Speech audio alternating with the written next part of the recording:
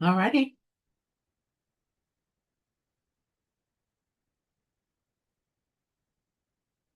Oops.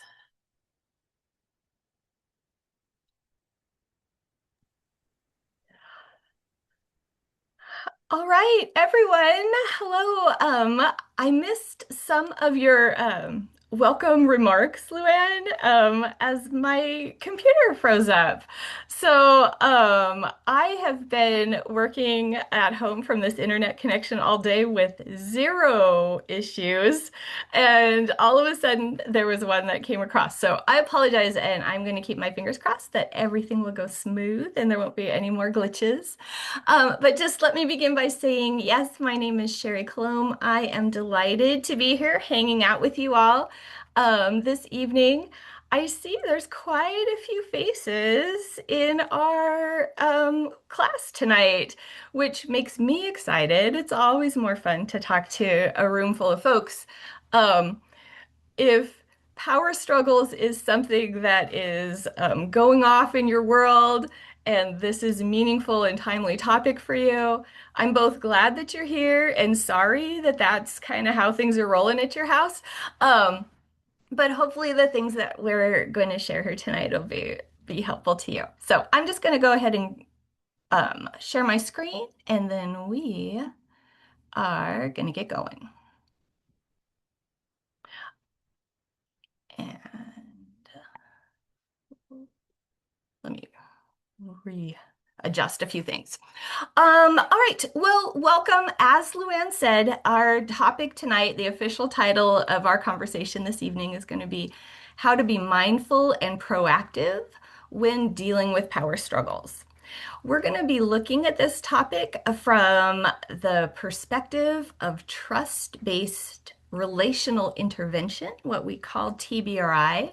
So I'm excited. I'll share you a little bit more about TBRI with you in just a moment, if that's kind of a new acronym in your world. But I just wanted just to say personally how excited I am to be talking about this topic. It's one that I have had some um, very bumpy years navigating in my own experience as both a foster and adoptive parent here through our Washington State foster care system. I think we were licensed maybe for about 12 years as foster parents, and then have during the course of that time adopted a couple kids out of the system. They are a little bit older now. I have a 21-year-old and an 18-year-old who's kind of a junior senior uh, in high school, not quite graduating this year, but getting closer. Um, and I've also had an opportunity to work with the foster care training program here in Washington for like the last 15 years or so, in a variety of kind of different roles. So, really happy to be here tonight in my role as a trust-based relational intervention practitioner, a TBRI practitioner, and to be talking about this topic. So, power struggles. There is a lot of different things we could say. There's a lot of different ways we could go with this. My hope is to keep it a little bit simple, keep it a little bit hands-on, boots on the ground. And so, really, where I kind of like to direct our conversation tonight is kind of just power struggles. What are they? Where do they come from? Like, how can we understand them? And if we can understand them, then maybe we can start to have some more effective approaches to what we can do about them. So I'd really love when people walk out of here this evening, you've got one or two things to try. Um, I wish I had the magic words to say, go do this, and you will never have to deal with opposition in your house ever again. I know I do not have that ability, but hopefully can share some ideas that will help kind of reduce or mitigate the amount of power struggles or oppositional behaviors that you're dealing with in your home. So, with that, I mentioned trust-based relational intervention. So I want to start out by giving just like the super mini crash course as far as what this is. If you have gone through previous caregiver training here through the Washington State foster care system, you might have dipped your toe in the TBRI waters already. It's present in caregiver core training and a little snapshot of a piece. And the Alliance offers a huge kind of suite of TBRI classes, which I'll refer to a little bit maybe as we go on. But if any of you are new to it, trust-based relational intervention is really just kind of like a, some strategies and principles that we can use when we're working with kids that have experienced trauma. And if we can understand particularly like how trauma has impacted the developing brain of the kids that we serve, then we can kind of step into our role as caregiver in ways that hopefully promote healing and just healthy development. So, all of this has to start with being a little bit like kind of just brain aware. How does the brain work and where do things get offline? So, in a very overly simplified way, here's a little mini course in brain development. The brain develops from the bottom up. You might have heard that before. The lower parts of the brain stem, are responsible for things super basic, survival function type of stuff, breathing, heart rate, regulating blood pressure. Super important. And that's kind of what begins in the area of brain development. And the brain is going to continue to kind of like move upward and forward in its development. And the next part is like the lower and midbrain that starts to develop. And this is kind of what's represented there on that slide in front of you. They did a super like, non-technical drawing of the brain. But that lower brain, that midbrain is going to be important for a lot of reasons. And for our conversation today, what's meaningful about that is this is where our stress or our fear responses are housed. We oftentimes hear about like things like the fight, flight, or freeze response. We often call that a stress response or a fear response. There's other words for it. Um, but that's all part of that lower to middle brain development. There's other stuff that's going on in there too, and you can see some of that represented on that slide that I have flashed up in front of us. Um, the lower brain, particularly the brain that's involved with our protection, right? Our survival part of our brain, super important, right? We all need that. If the car slaps on their brakes really fast in front of you, it's your survival brain that kind of raises your heart rate, alerts your senses so you can respond in a quick way. We all need this part of our brain. Um, Hold on to that thought because we're going to come back to it as we talk about power struggles. And then the last bit of our brain that develops is our upper brain. Sometimes we refer to this as our cortex or our prefrontal cortex, way up here in the front. Last part of the brain that develops.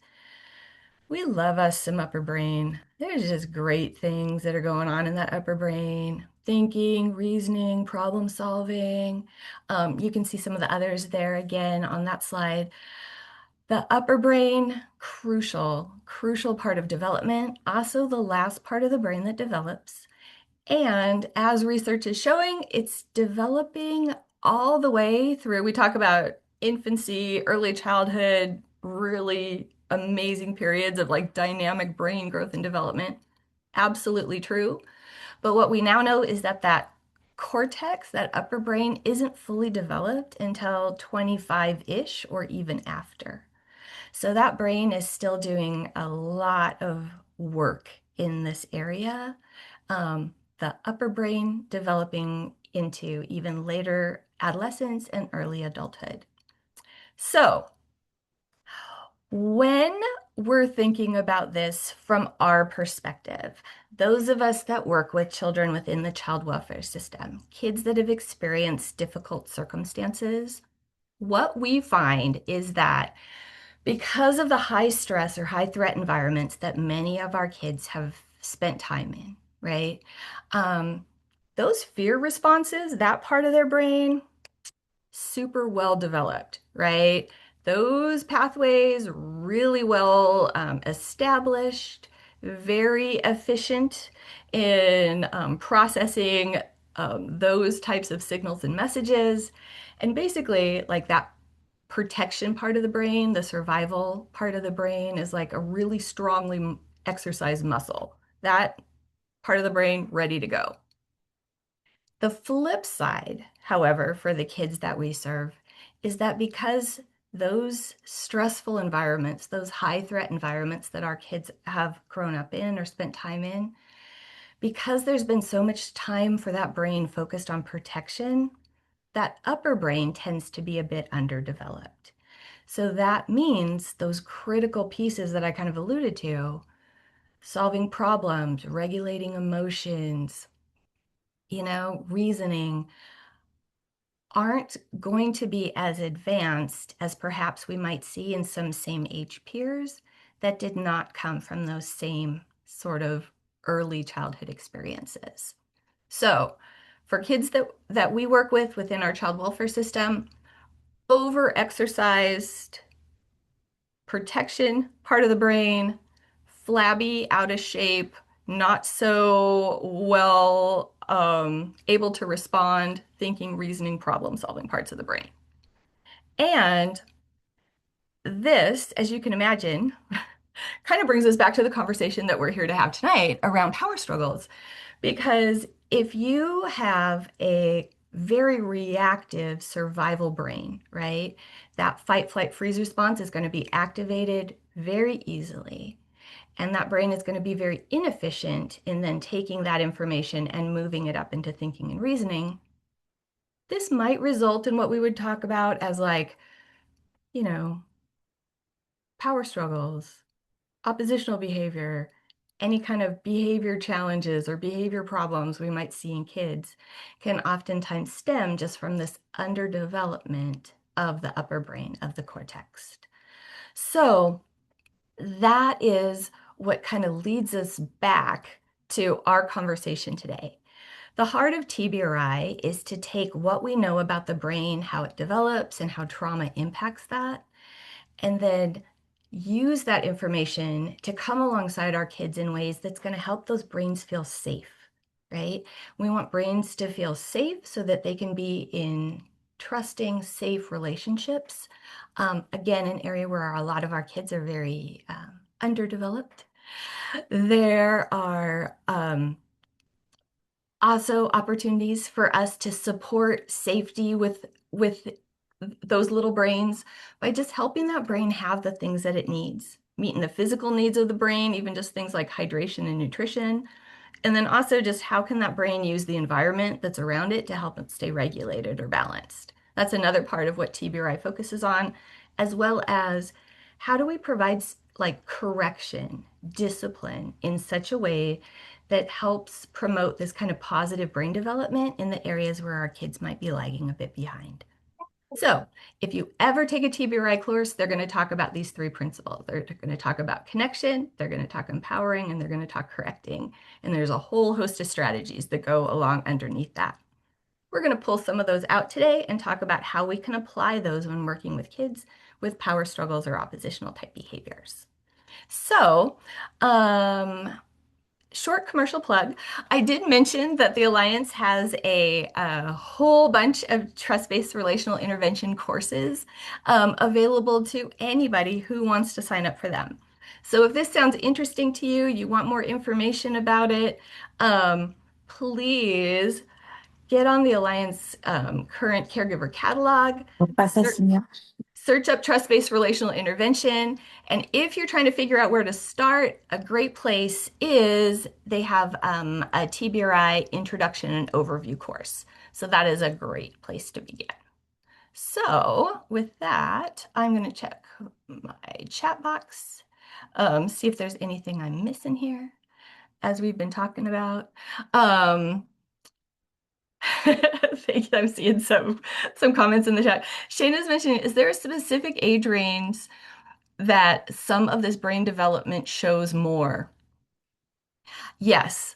That 0 to 18 months to 0 to 5 years is the most kind of active as far as brain connections being formed and developed. So really think 5 years and under, super critical stages of brain development.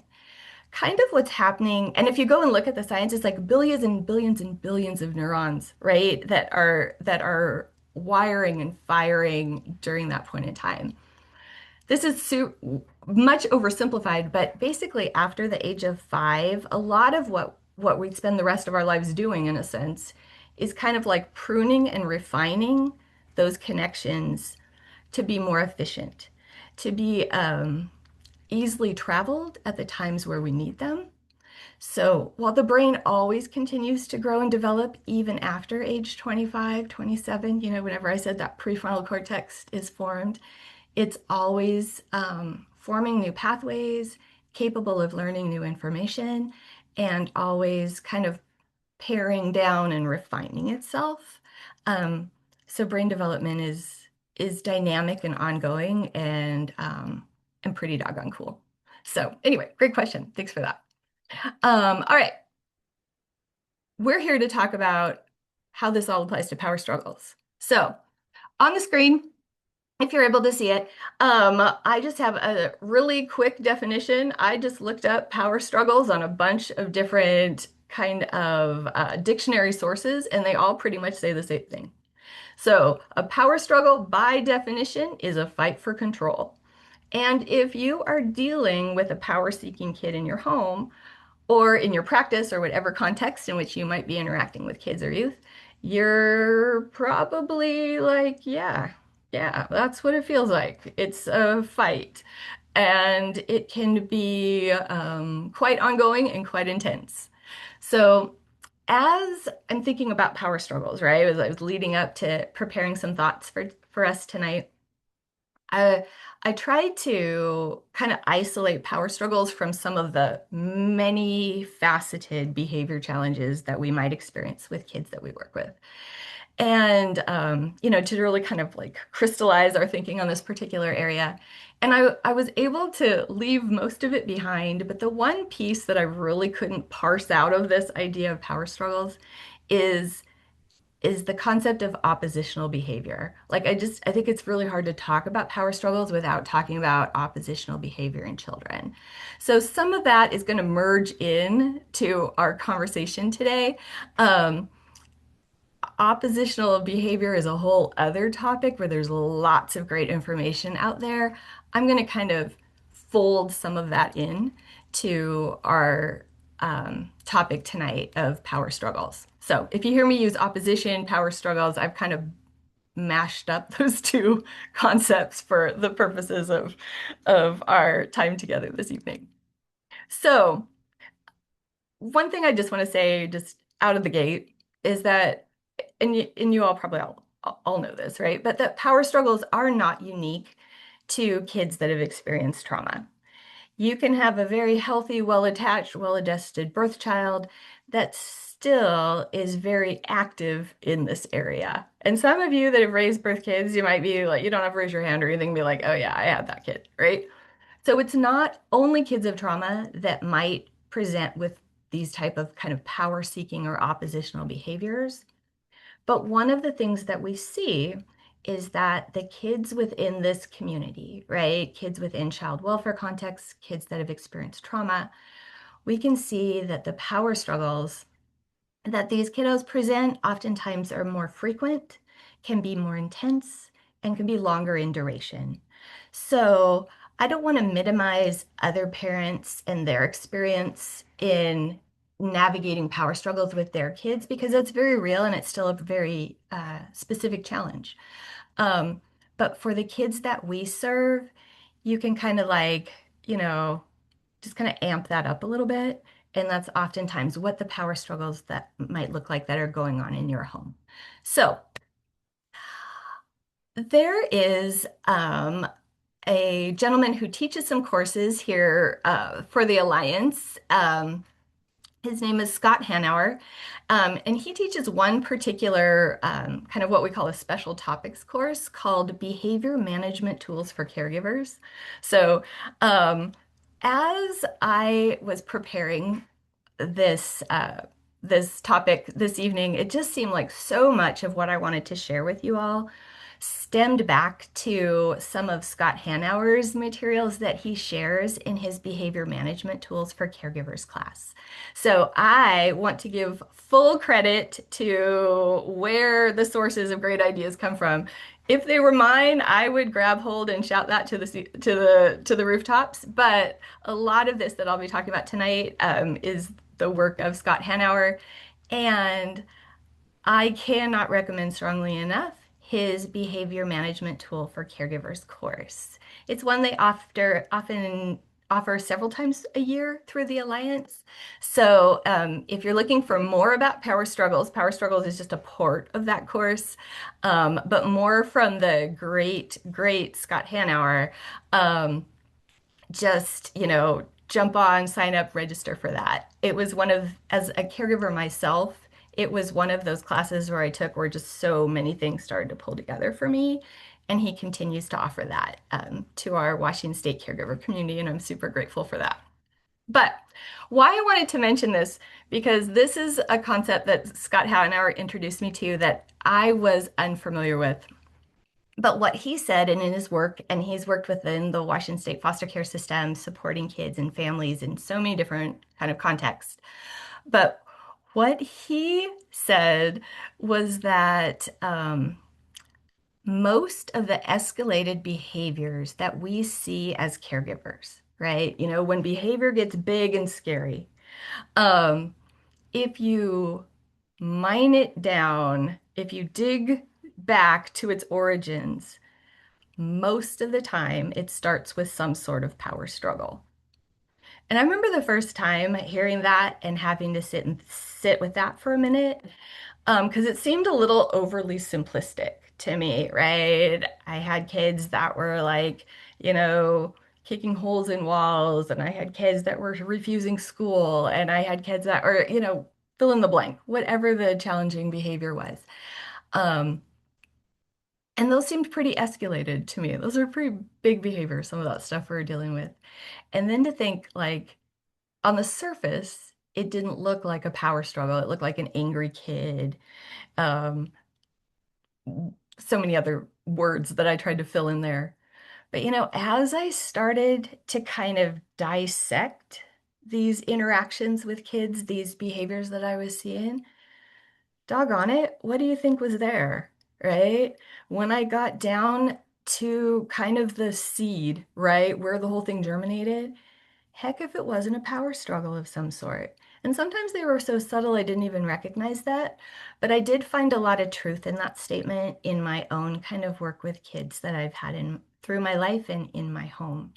So if we want to reduce the number of behavior incidents, escalated type behaviors that we see within kids that are in our homes, or your kids that you're working with in your practice or your facility, whatever role you might have within our system, if we want to reduce those escalated behaviors, really what we need to do is be able to reduce the number of power struggles that we find ourselves in with the kids that we serve.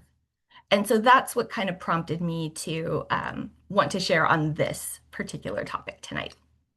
So um, here we go back to the brain, right? So why do our kids have these intense, more frequent power struggles? Why do the kids in this community? Um, if you think about it in the role of connection brain versus protection brain that I was kind of trying to outline a little bit earlier, it can kind of make sense. So when we're talking about what is a power struggle and where does it come from, it's helpful for us to think about the environments that our kids experience before coming into our care, whatever that might look like, right? Oftentimes, the kids that we're working with um, have experienced, this high level of threat or fear or harm, and they did not have the power to keep themselves safe in those moments. They very well understand feeling powerless and the danger that goes along with that.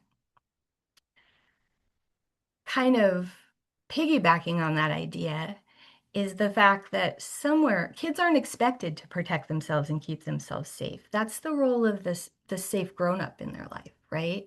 The caregiver is supposed to take on that role. And if a child was harmed, oftentimes that means some adult wasn't doing what they were supposed to be doing, right? As far as guiding, protecting, nurturing that child. Um, I can't say that as a blanket statement. There's other ways kids are harmed as well, but for oftentimes kids that we serve, right? Kids that have come from backgrounds of abuse or neglect, that has been the case. So these kids have had to learn how to protect themselves. That's that overly exercised protection part of their brain. And in this underdeveloped brain that this kid has, a loss of power, the loss of ability to protect yourself, can kind of equate with a threat to their survival.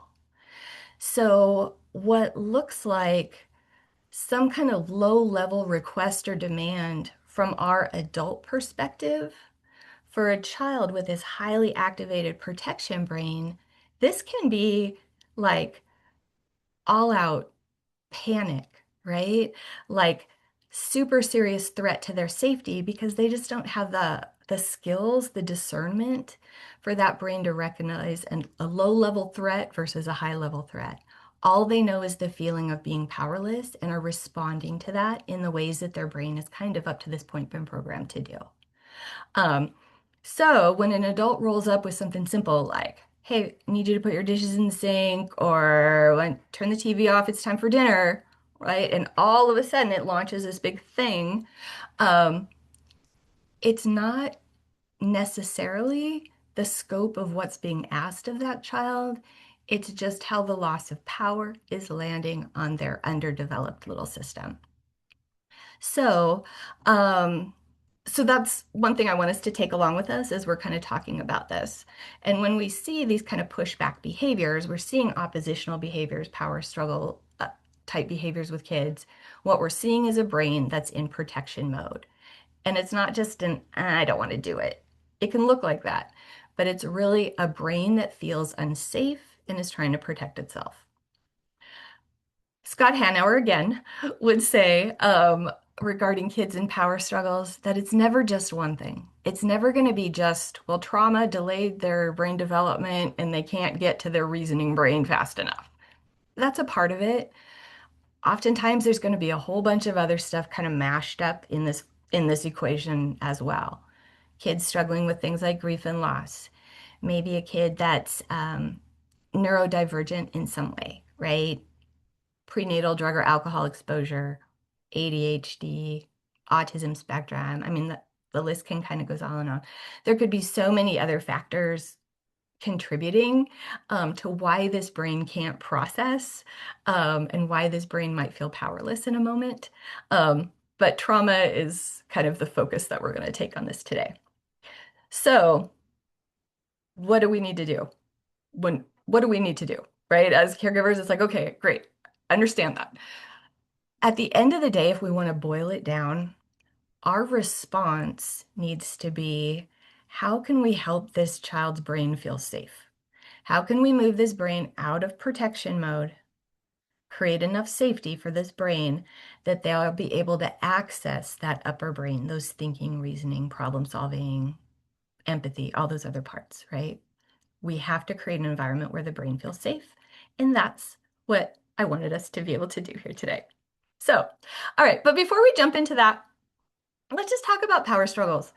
What y'all seen, right? What's this looking like in real time in your homes, in the kids that you've worked with? So, my first question, feel free to drop this in the chat if people are interested. But, what sort of things have triggered power struggles in your home? Like, where does this flow from? Anybody has anything they want to share with the class? Drop it in the chat box. We'd just like to see what is setting kids off. What is springboarding the oppositional type behavior that you're living with. All right. And here we go. Remote control, electronics, bedtime, showers, getting dressed, going to school, anything they don't want to do. Thank you very much. Going to the bathroom, hanging up coats, backpacks after school, brushing teeth. Yeah, spending time with their friends. Not everything, but anything. Well said. Um, Someone else in our group is saying all of the above, right? Picking up toys, right? Leaving the park. Oh, yes, yes, yes, yes, and yes to that one. I have in my mind right now some very specific incidents of like trying to peel little people out of the park they didn't want to leave. Turning down the music or the TV. Okay. Wearing clean underwear. Yeah. I guess I just wanted us a chance, first of all, to be heard and to know you're in a room with your people, right? So, people that are, all of you that are sharing this, first of all, thank you for sharing a little bit of your daily world with us. And also to realize um, we're not alone in struggling with these things. And when you just list them out, um, it can just seem like, oh yeah, this is normal kid stuff. But then remember what I talked about, how like so often our kids really double down on this lack of power and the level of conflict that these kind of day-to-day sort of parenting, caregiver type issues can result in can be quite significant.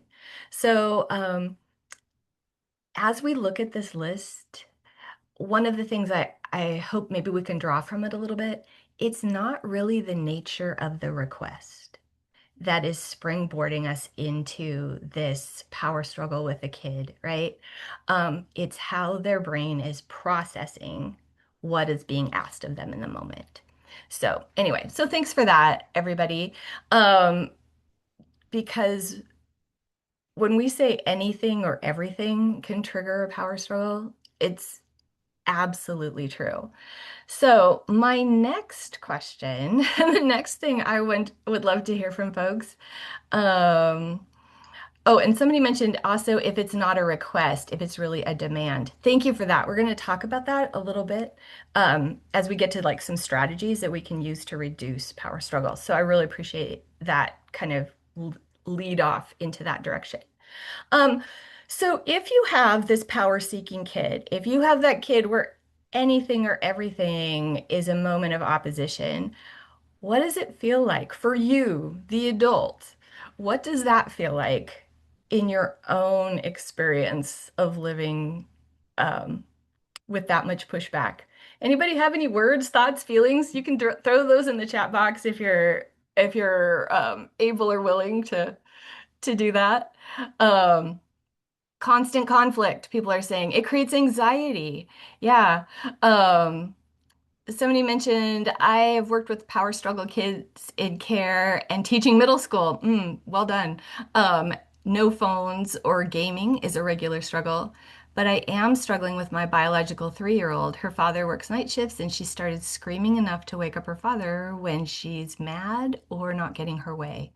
Um, Boredom or jealousy, the baby is just getting more attention, seem to be common triggers. Thanks for sharing that.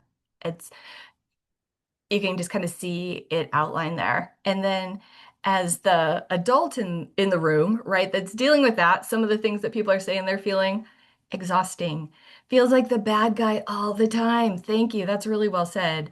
Someone else is mentioning needing to choose words wisely. Yeah, because anything I say can like set off the explosion. So it makes us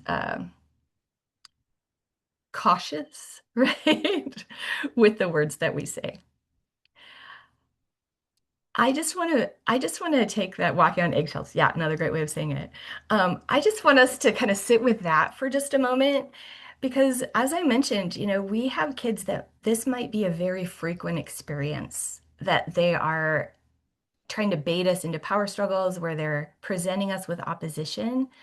And if we are living in that environment for us as the adult with the fully formed brain, right? Um, it's still going to have an impact on our nervous system. Just as we talked about how our kids that have experienced trauma, how they experience like any kind of threat or opposition, um, how it naturally pushes the brain into protection mode. That's like a basic human experience for us as well as the caregivers, right? Um, when you are living in an environment of frequent opposition, your body, your brain is going to process that as threat, as danger, on some threat, on some way. And some people are saying, well, this kid is 3, right? We still have a physiological reaction and a neurological reaction to that opposition. And it's going to drive us into our own protection mode. It's going to activate our own survival responses of fight, flight, or freeze.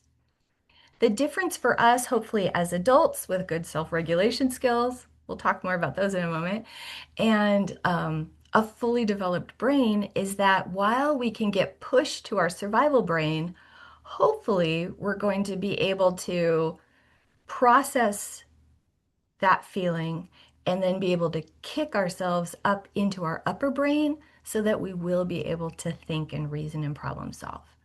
We can just do that flip more efficiently than our kids. That's our hope.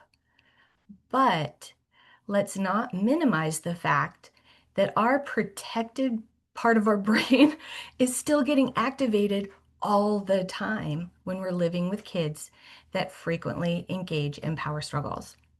So, um, the ability to be able to shift out of protection mode and into thinking and reasoning, the connected mode, is a piece of work, right?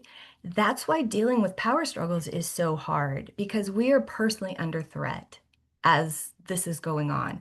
Our body knows it and our brain knows it. Why dealing with power struggles can be so difficult is because we have to override that natural response system that says, hunker down, protect yourself, fight, flight, freeze, do whatever, right? We have to be able to circumvent that. Um, we're working against our own basic biology, and that's part of what we needed to be able to talk about here today. How do I get myself out of protection mode with my kid? How do I go from protection quickly into connection and upper brain so that I can help navigate my kid through this? Is again part of why this particular topic is one that I wanted us to talk about today. So, how do you do it? How do you remain mindful, right? How do you remain in a place of regulation when you're constantly under threat, when you're being power struggled at? Is that even a phrase? All the time. One of the things that we're going to start with is just awareness, right? And that's why I kind of spent the time that we did right now, sort of laying that framework of what's going on within a power struggle and what's going on within us, right? An oppositional child is a child whose brain does not feel safe. It is not a personal attack on us, even though it looks like it feels like it, and they might even be telling you it is, right? It is a brain struggling to survive, right? It feels a threat and it's struggling to survive and it's coming out with all the, great guns. Um, just knowing that, reminding ourselves of that, keeping that picture in our mind of what is happening in that moment is part of this mindful practice that we can bring into working with kids with oppositional behaviors. The second piece is what are our own strategies? What are our own little go-to tips and tricks and tools for us to help remain regulated in those moments where that kid is pushing back on us? Regulation is a word we hear all the time. We use it with kids, we use it with adults, right? Regulation, I think we're a little bit tempted to equate as calm. Um, I, I think that's an okay way to think about it, but maybe we could broaden our thoughts about regulation a little bit to think a little bit more as how can I kind of stay in balance here, right? It's possible to not feel perfectly calm, but still be able to engage your thinking brain. And that's really your goal, right? You might have all the adrenaline and cortisol pumping through your body, trying to drive you into protection mode. Absolutely natural response to that moment. But what can we do to help keep our brain thinking, problem solving, reasoning, regulating our emotions in that moment. If anybody has any ideas on that, things that work for you, your go-to in the moment, I feel like I'm going to lose it, but I got to bring myself back down. Um, Share those in the chat. We'd love to hear those. I'm going to peek over here at the chat box and see what's coming in on this. Reminding myself to be mindful has saved me in so many ways, even outside of parenting. Yes, yes, and yes. Thank you for that one. Another person is mentioning it's hard to do right in the middle of an escalation. It absolutely is. Some of the things that we're going to talk about tonight are going to be strategies we can use ahead of time to hopefully reduce the frequency of the power struggles we engage with our kids. So anyway, so some of it we're going to head off at the pass because we know when we're in the middle of it, sometimes it's just too hard, right? Um, Someone else is mentioning literally taking a moment to think. Yeah, not feeling like I need to respond in that exact moment. Beautiful. Exactly. All of us, let's hold on to that as we go through. Someone else is saying constantly self-monitoring of my own mood, concentrate on one specific thing. Yeah, um, let me see what else we might have there. Concentrate on my breathing. Thank you. I'm so glad somebody said breathing. We talk about taking a deep breath. It sounds cheesy because it's so overused anymore, but you know why everybody talks about it? It's because it works, right?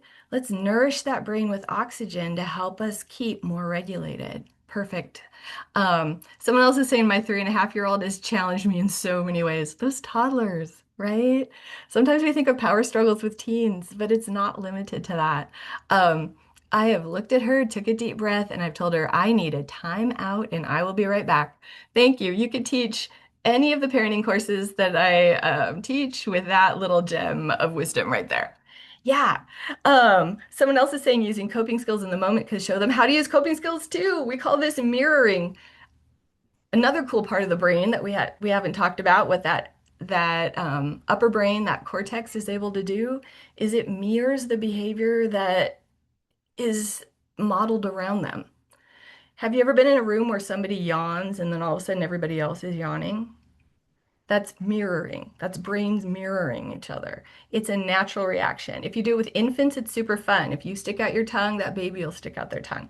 That brain is mirroring. It's involuntary. We don't even know we're doing it oftentimes. So yeah, to model this stuff um, is a great kind of double benefit, right? We get the benefit of it, and hopefully our kids are learning regulation skills as well. Um, Um, it sounds cheesy, somebody says, but I exercise daily, and when I have that, I can usually cope in the moment. Absolutely. Those stress chemicals that are released during times of threat, adrenaline, cortisol, can be counteracted by some of those feel-good brain chemicals, the endorphins and parts of that brain activation system. So let's kind of balance those out. That's neuroscience. Not cheesy, it's perfect. Um, Someone else is saying my kids refuse to deep breathe when upset, but they will do it if I start doing it without asking them to. See if that makes sense. Can you see that little bit of power even in that, right? That power-seeking behavior just comes out in so many ways. Anyway, all right, you guys get it. Whatever it takes in the moment, do it. If you need to disengage from the situation, half the battle of avoiding power struggles is you as the adult not getting hooked into it. So easy for me to sit here and say, but did I mention I have an 18-year-old? Did I say that? Because I am absolutely here to say really easy to talk about, much harder to do, to avoid engaging in whatever that power struggle is. It takes mindfulness and it takes self-regulation. Um, so however you need to create some space and some distance, perhaps in that situation, as long as it's safe, absolutely a good strategy. Some of the silly things I do, I wash my hands a lot. Not because I'm a germaphobe, but because like hot water or cold water, whatever I need at the moment, seems to help me regulate. Taking a sip of water helps me regulate. Again, kids might model some of this or mirror some of that back to you, so that's great for their brains too. Chewing gum, sometimes instead of clenching my teeth or saying things that I shouldn't, if I can like on a piece of gum, sometimes that helps. So it really is a endless list of possibilities. So first step is awareness, mindfulness.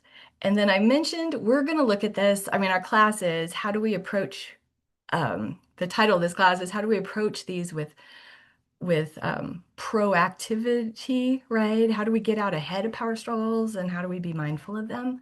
So I want to make sure like we're living up to how this class was built. I want you to get what you came for. So this next little section, and we'll just kind of see how much time we have and how this goes. I've just got a bunch of ideas to share with you about approaches that we can use to either avoid power struggles or at least perhaps maybe mitigate them, reduce the intensity or the frequency of them, um, because that's the goal, right? We don't want to be in this place. And even though our kids look like it, they probably don't really want to be either. They want to feel safe and they're grasping for it in what ways they feel they have available to them. If there's any good news about this topic of power struggles, is that there really are, at least in my opinion, I feel like a lot of fairly simple kind of interventions or strategies that we can use with kids to help brains feel safer and hopefully lead to less oppositional behavior. So, it's not like there's just one thing, there's lots of things. So, as I kind of go through this list, grab hold of what seems manageable to you. If you're in this high threat environment and your nervous system is totally fried, and I'm here throwing you a list of 10 things that you need to go and do right now, I want you just to give permission just to sit back, take a breath, grab what you want or you can.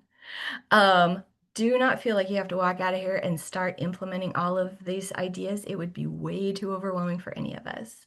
But if there's something that's helpful, I wanted to kind of present it like the buffet table of parenting choices or caregiver choices, and you just kind of, pick up whatever little tidbits seem most fitting for you in your situation, in your circumstance. And to be honest, most of the stuff that I'm going to talk about right here is not rocket science. It's probably a lot of what you're doing already. I just want you to know that the good, solid, positive parenting or caregiving that you're doing is to a purpose. It's rewiring that brain, whether you can see it right now or not. So let us begin.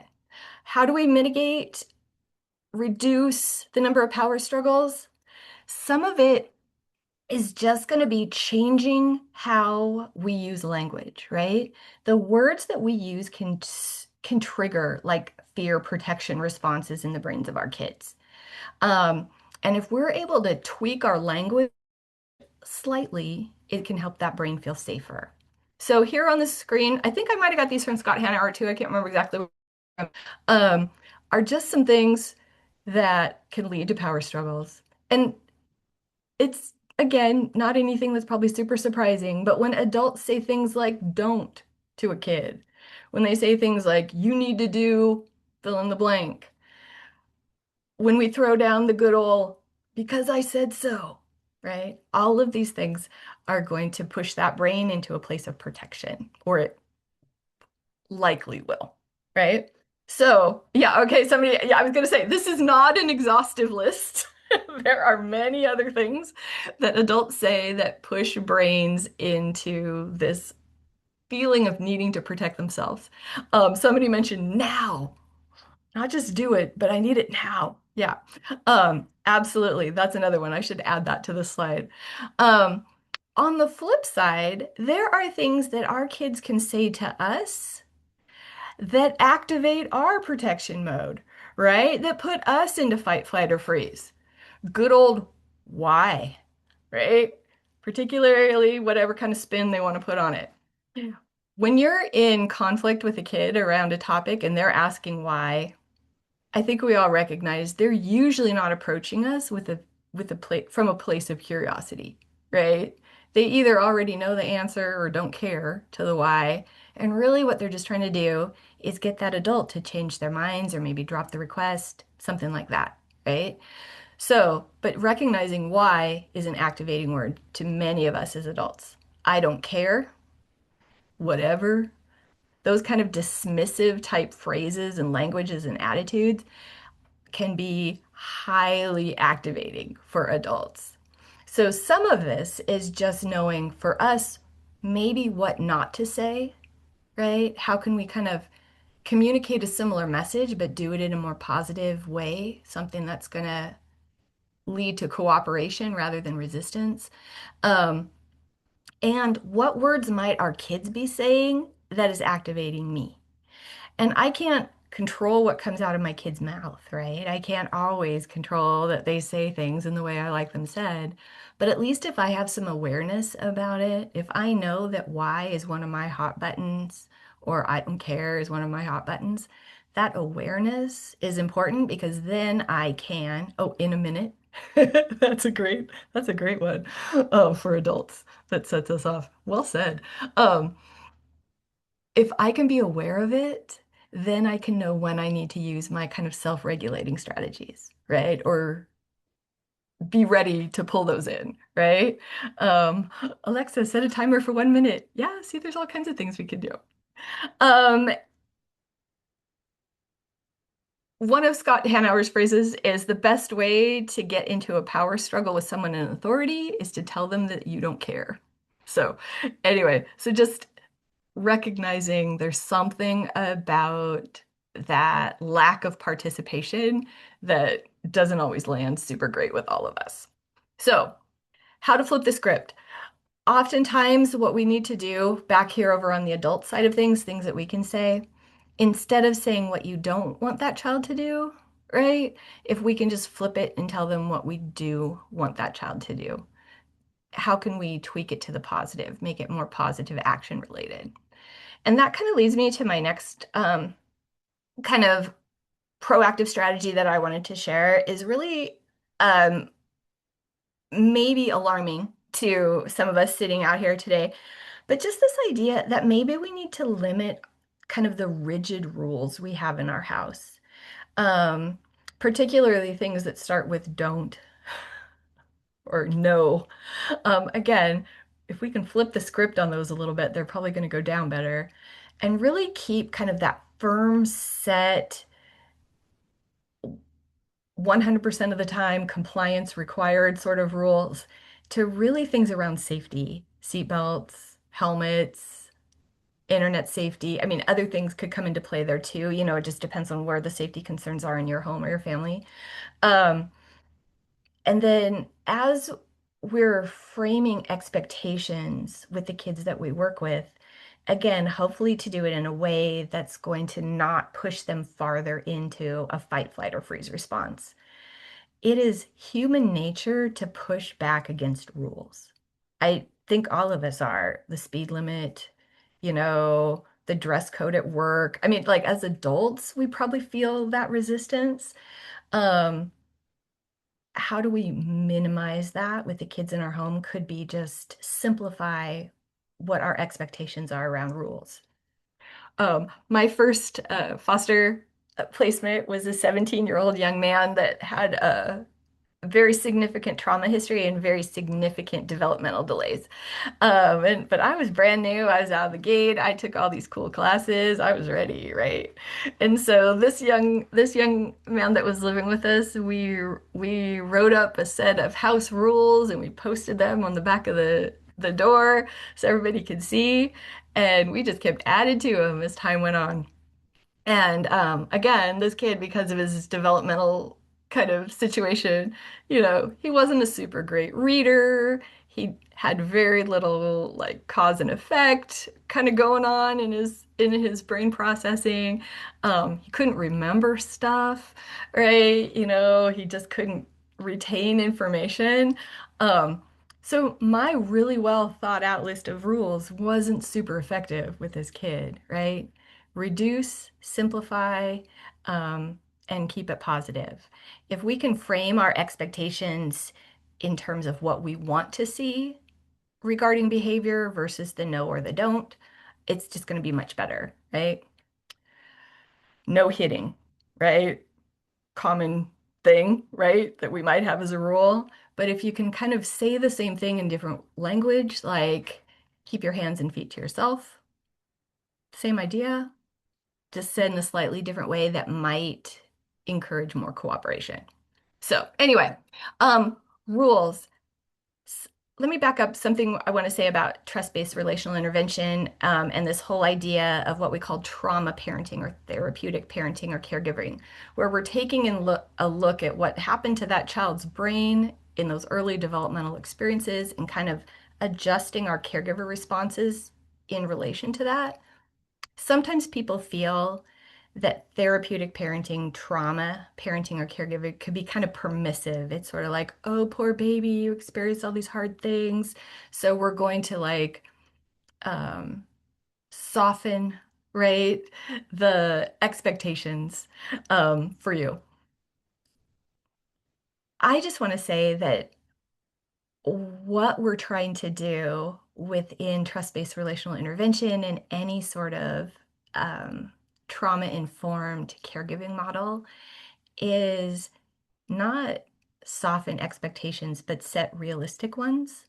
Um, and it is not a anything goes kid because you have an underdeveloped brain, right? We're just trying to scale that to a place that is appropriate and where that child can be successful. So, do you need to have rules and expectations in your foster home, the relative care you're providing, the group home you work in, whatever context that you're engaging with kids in the system? Yeah, absolutely. Hopefully, these are just some ideas how to frame them a little bit more successfully. All right, so we've talked about things not to say. What are some things to say? Again, slight language tweaks can make a big difference. So here's a couple of ideas, again, just to kick off your thinking. You don't have to use these, but just to kind of get an idea going. Um, how to avoid a power struggle could be something like using first then type phrasing or the yes as soon as type of phrasing, you know. Um, you know, if your kid's like, I want to stay up, I don't want to go to bed tonight. Um, it's too early. I don't want this bedtime, whatever. You'd be like, well, you know, yes, you can stay up later as soon as you've accomplished these other things, right? I mean, like you can use it in ways um, that can befit a situation. And tweak the language slightly so that it fits your speech patterns, personality. If it's going to be canned or stilted or cheesy coming out of your mouth, it probably won't be super effective. But it also is something to take out for a trial run and see how it goes, and then tweak it as you go along. Um, yes, as soon as has been a golden phrase in my home, right? To avoid power struggle. Kids coming at you with something where the whole thing is no, no way. Are you kidding? After what you just did or what you didn't do or the way you've been treating us, blah, blah, blah. I mean, those no's flow so easily. How do we make a no sound like a yes? These are some ideas, and they might land better. So anyway, we'll talk a little bit more about how to phrase things to encourage cooperation a little bit later. I just wanted to throw those out there and let people start thinking of them. Some of these strategies you can see in other parenting courses. If anybody's ever taken love and logic courses, they use some of these ideas. Positive parenting is a kind of a parenting model that's frequently taught. The Alliance teaches it. It's also out in the community, uses some of these ideas. So you'll see them other places. They're not um, only used in trauma-informed caregiving. They're valid in other areas as well. Um, all right, next one. How do we reduce power struggles? We're going to give kids opportunities to experience some power, right? But we're going to do it in ways that we feel safe and comfortable with. So we're going to look for opportunities for independence, opportunities for sharing power with kids, right? Um, Independence communicates to kids like, I want you to be in control and I trust you and I think you can handle it, right? So we need to kind of measure that out in ways that are appropriate for whatever particular kid you're working with. But with some thought and some deliberation, this can be a super powerful strategy. So we're going to look for opportunities where we can encourage independence, where we can kind of release control back to kids. Um, and this can be kind of fun if you have the like emotional bandwidth to think it through. In the middle of the crisis, you don't have this, right? So this is the stuff you do ahead of time. Um, but you know, just what's going to empower this kid, right? What would be meaningful for this kid? And it can be big or little or silly or whatever, right? One of the go-to strategies you'll see basically in any power parenting course, or I should say any kind of positive parenting course out there, is this idea of giving kids choices. Choices equals power, right? I don't like not having choices, and neither do our kids. So if we can load up on choices with the kids that we're working with, every single opportunity they have to make a choice is kind of like a deposit in their power bank, their independence bank. And so when later I do need to set that boundary or expectation, when there is a no involved, if that child has enough kind of personal power built up through all of these other opportunities I've helped provide for them, hopefully it's going to make the time where I do have to set the limits and boundaries more palatable, more acceptable to that kid. Not going to say it's going to be 100% of the time, right? But hopefully it'll help move us in that direction. So you can almost offer choices about anything if you get in the habit of doing it. Again, it's this idea of just kind of shifting how you think and shifting your language, right? Um, and you do this all throughout the day, right? Do you want to wear your coat or carry your coat? Right? Do you want milk with dinner or water with dinner? Do you want to take a shower now or do you want to take a shower after dinner? I mean, however, whatever directive like you're thinking about throwing down towards a kid, if you can frame it in a choice, just make sure both the choices are acceptable to you, right? That there's no threat veiled in the choice. Do this now or go to bed. That's not a choice, that's a threat, right? So, anyway, there's so much about choices out there that I don't want to go into it. I just want you to recognize what it is when you're doing it. Is Yeah, I just want you to recognize what you're doing is kind of, again, building this pathway towards cooperation in those moments, and hopefully will pay off a little bit later. So that's one strategy for offering independence. Another one, kind of along the same lines, but just to kind of think it or maybe in a slightly different way, is just look for opportunities to give our kids chances to kind of, just be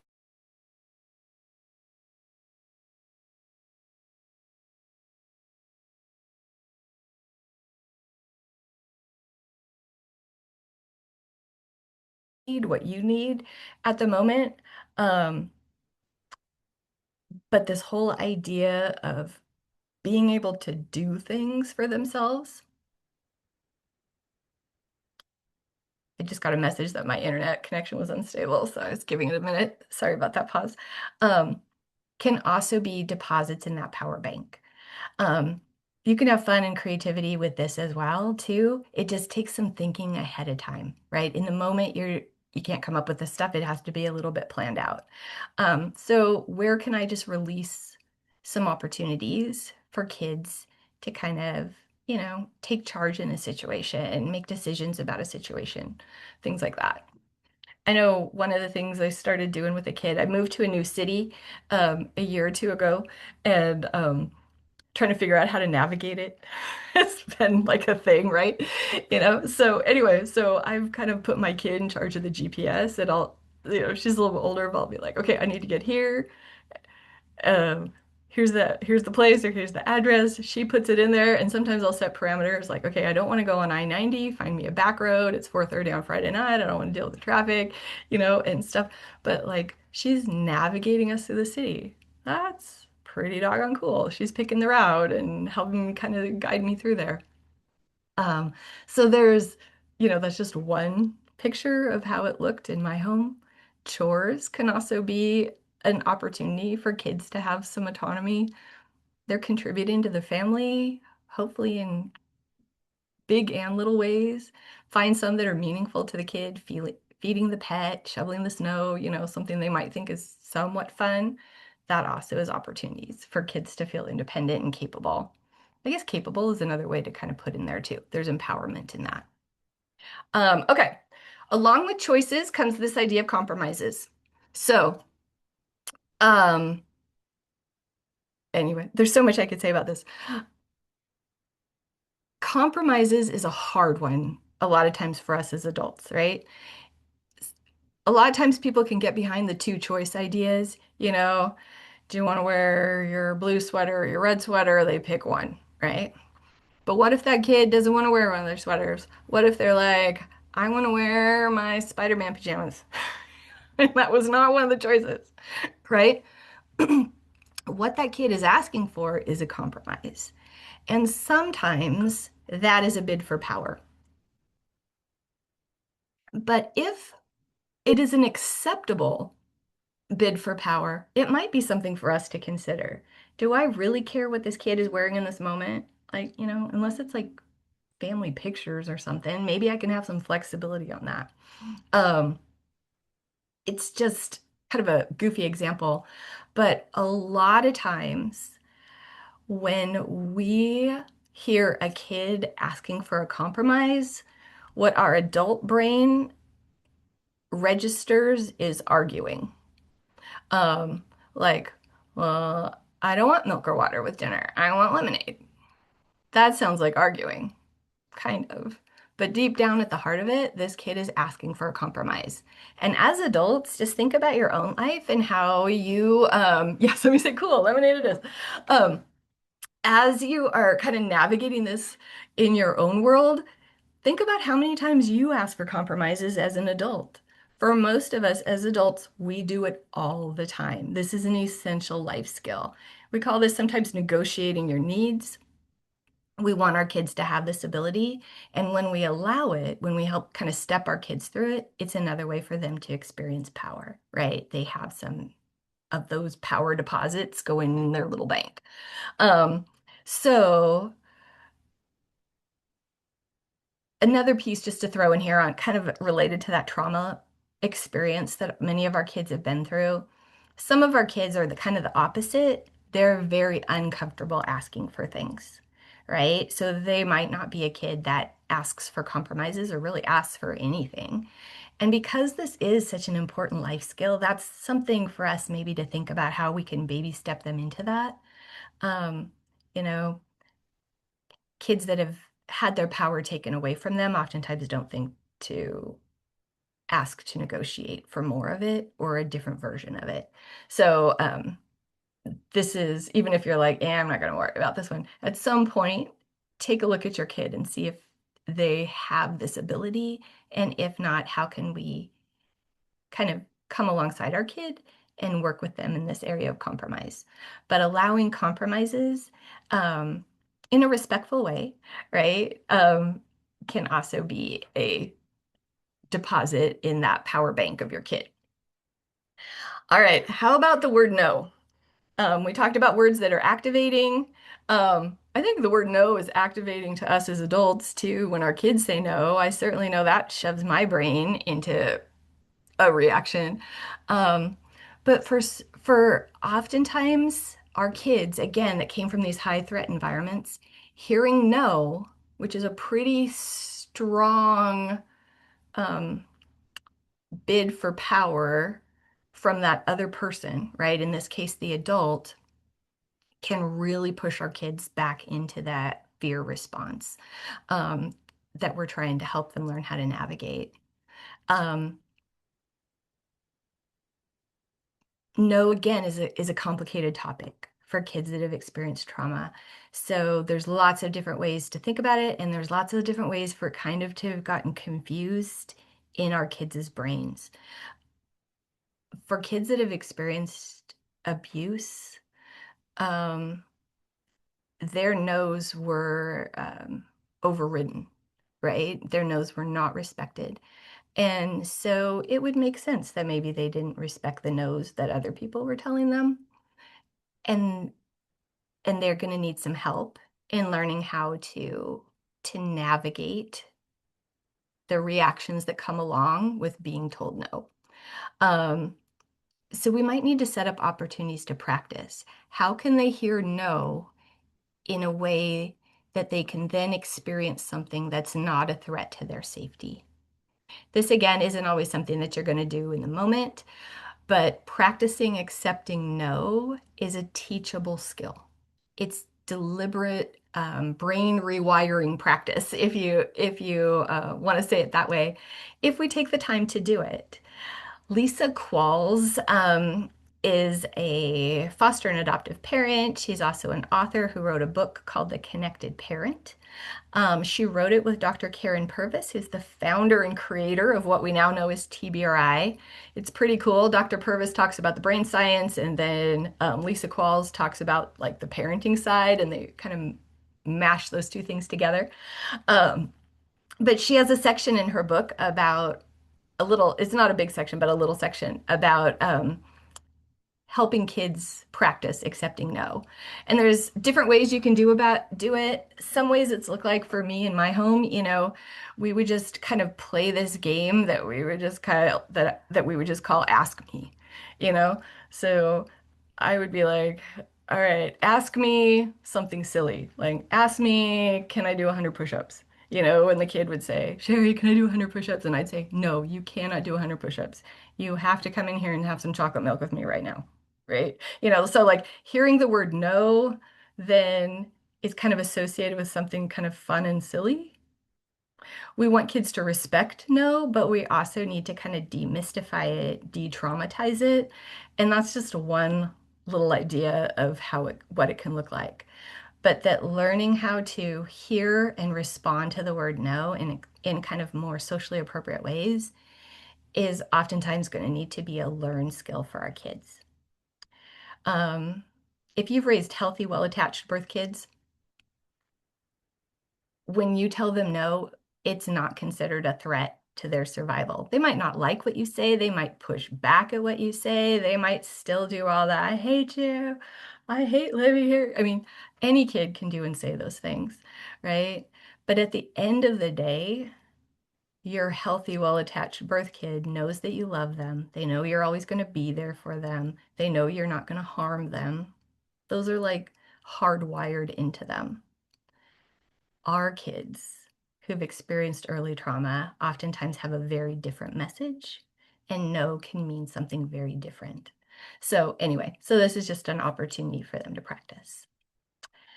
And one other piece kind of to throw in here, I don't know if I'd actually call it like a proactive strategy, but it might just fall a little bit more under this idea of awareness, is as you're getting to know that kid that's now in your life, just to be paying attention to like, how does this kid regulate? How does this kid get back to a place of balance? Um, some of our kids need connection to do that, right? That helps them feel safe. So that's the kid that, wants the arm around the shoulder, they want the eye contact, they want the full attention, and that's soothing and regulating to them. Um, Sometimes that goes overboard, right? They can be too in need of, not too in need of connection. That's a bad way to say it. Um, they have a very powerful need that can be exhausting to adults, perhaps their need for connection. But it's helpful to know what's going to help that brain feel safe. Do they need to come near to me as the safe grown up in the situation? Or sometimes we find it can be with any kid, but particularly kids that we work with in the system, sometimes their de-escalation, their regulation of their brain happens with a little bit of distance.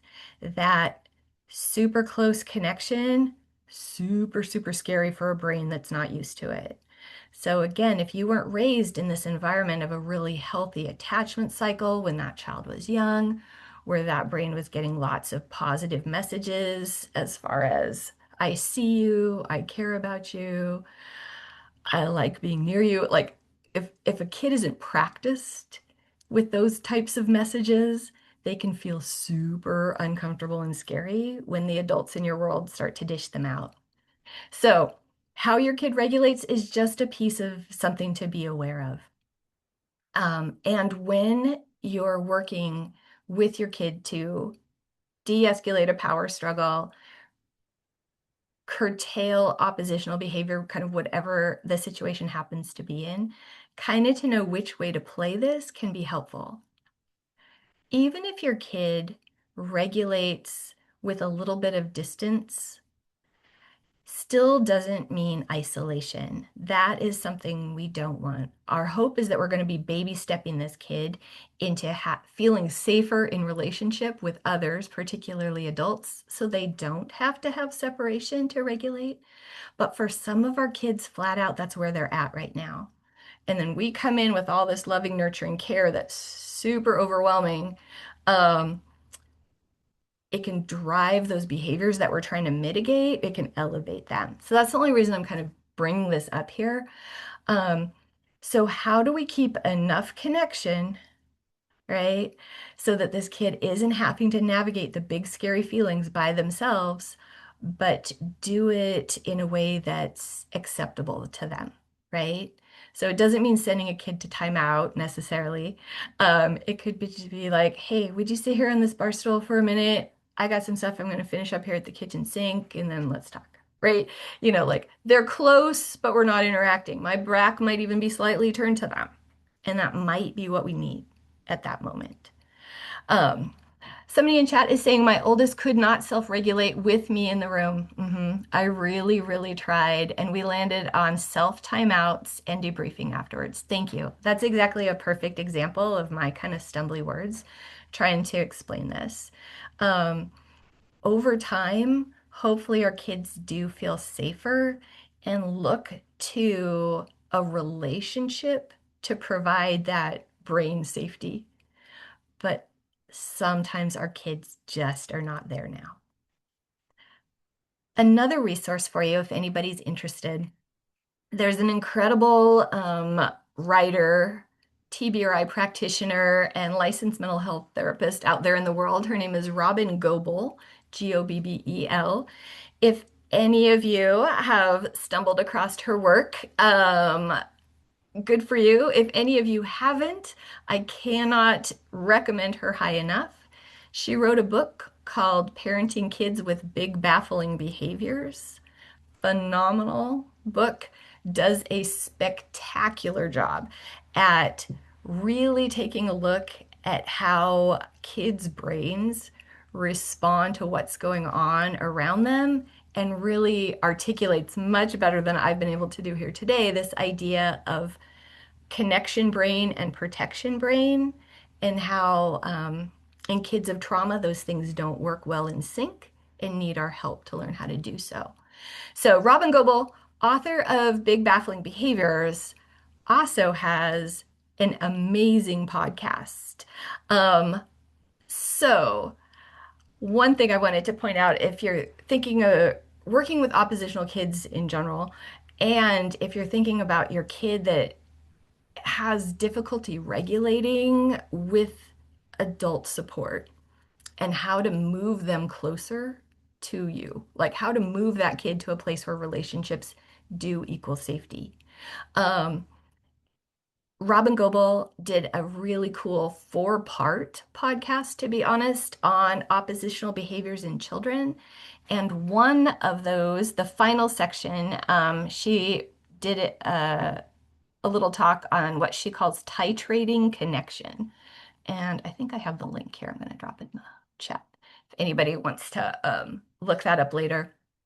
So if you want some more information about this, because I haven't had a chance to really like explain it well or give great examples or anything like that, that's a resource to point you to. And if you just want more on caring for kids with oppositional type behaviors, that entire 4-part series is excellent. It's very, very good. So those are some what I'm calling proactive strategies, things you can do to think through what can I do beforehand that might reduce some of the likelihood of ending up in a power struggle with the kiddo that I'm working with. Is it going to be 100%? Is it going to be instantaneous? Probably not. But what are some ways I can make deposits in their power bank so that they can feel safer and maybe not have to use so much oppositional behavior to create, their perception of safety as they know it at this time? But I did want to talk a little bit about in the midst of the struggle. Some of the things that were proactive can be used in the midst of it. But if you want just a little formula, like, okay, when the world is blowing up, what do I do? Here's just a little kind of two-step that hopefully is pretty easy to hold on to and walk out of here with, like, okay, it's not like do these 10 things, right? Just how to keep it simple. When you are being presented with a kid that is doubling down on their need for power, the first piece we've already talked about, it's got to start with us and it's got to start with us being mindful, right? How can we avoid getting hooked? Remember, most escalated behaviors start with some sort of power struggle. And if the adult won't engage, then a lot of times that behavior isn't going to escalate, or maybe it's not going to escalate in the same way or to the same severity. We can't do that unless we're regulated. So we're going to go back to our self-regulation skills. And as somebody mentioned, sometimes we just need to walk away, right? You know, if it's a 3-year-old and you're in the middle of the park, you're not going to be able to walk away in the same way. I get it. You're going to have to keep safety and parameters in place there. Um, but there are things to consider about distancing yourself from the situation and maybe find ways to do that that is appropriate to that moment. Um, and then the second piece, again, is just when we're being presented with that oppositional kid, that kid that's just throwing it all down, trying to get us to engage on that power related issue, if we're able to recognize that this is a brain that's in protection mode and it needs our help to feel safe, right? If we can, instead of being like, this is an angry kid, this is a pissed off kid, this is a kid with a bad attitude, like if we can reframe what we're seeing in that child at the moment, it's going to change the flow of our own reaction. How we think drives how we feel, drives how we behave. So if I can see this kid saying, in the back of my mind, if I'm looking at this super defiant oppositional kid, and here in the back of my mind, somewhere they're saying, help me, Sherry, my brain's scared right now, right? And parent to that, caregiver to that, hopefully that's going to help change the trajectory of my interaction. And then in those moments where we do have to communicate with kids, to clearly state what their expectation is, not in a super strict, rigid way, right? Like we're wanting to be a little bit more um, casual, relaxed, perhaps, in how we present some of these things. Still direct, but not in your face. If we can present the expectation, kind of get the kid buy-in, like what's in it for them, and then what will happen if maybe things don't happen the way they've been asked. That can be a helpful model. So in dealing with power struggles, expectation, reward, consequence. Um, if you turn in your homework assignments, right, that you worked on over the weekend, when you come home after school, you can have 30 minutes of screen time, whatever kind of like, your formula would be in your own home and family. If not, if you're not able to get those homework assignments turned in the way your teachers asked, then there's not going to be electronic time after school tomorrow, right? And then you just leave it there, and I hope you make a choice that gets you what you want, right? And then doesn't mean the kid's not going to chase after you, snap at the heels, talk about how stupid this is, blah blah blah. Again, that's our opportunities to not get baited in, but this expectation, reward, consequence can just be one way to communicate um, that hopefully will invite a kid into cooperation instead of so much opposition. Um, Again, that's a Scott Hanauer formula, so I wanted to share that. Um, Scott Hanauer at our last year's caregiver conference did a little mini talk on power struggles, and he shared that formula. And after I got done with that consequence, I used it that afternoon. Or after I got done with that conference, I used it that afternoon.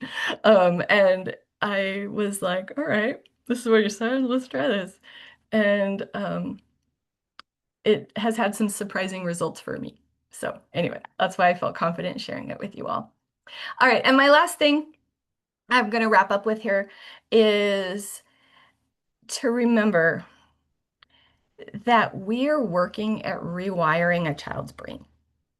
It took hundreds and hundreds and maybe thousands and thousands of repetitions to create this super highway of fear, stress, threat that drives kids easily into protection mode. That happened over time, and it took, repeated incidents of kids not feeling safe and developing their own strategies to protect themselves. Um, it's going to take time to kind of reverse that, to program that brain to go in a different direction. Um, and so when we're talking about behavior change, it's really helpful to remember that it's going to happen inch by inch, millimeter by millimeter, maybe. Um, but that even though we can't always see it, it's still happening. If we're having those supported, positive interactions with our kids, every single one of those is carving a little path to their upper brain, their safety, their ability to connect and develop healthy and safe relationships. And so just to encourage everyone here in our space together tonight, keep doing what you're doing, right? Keep putting those little deposits in your kids' power bank.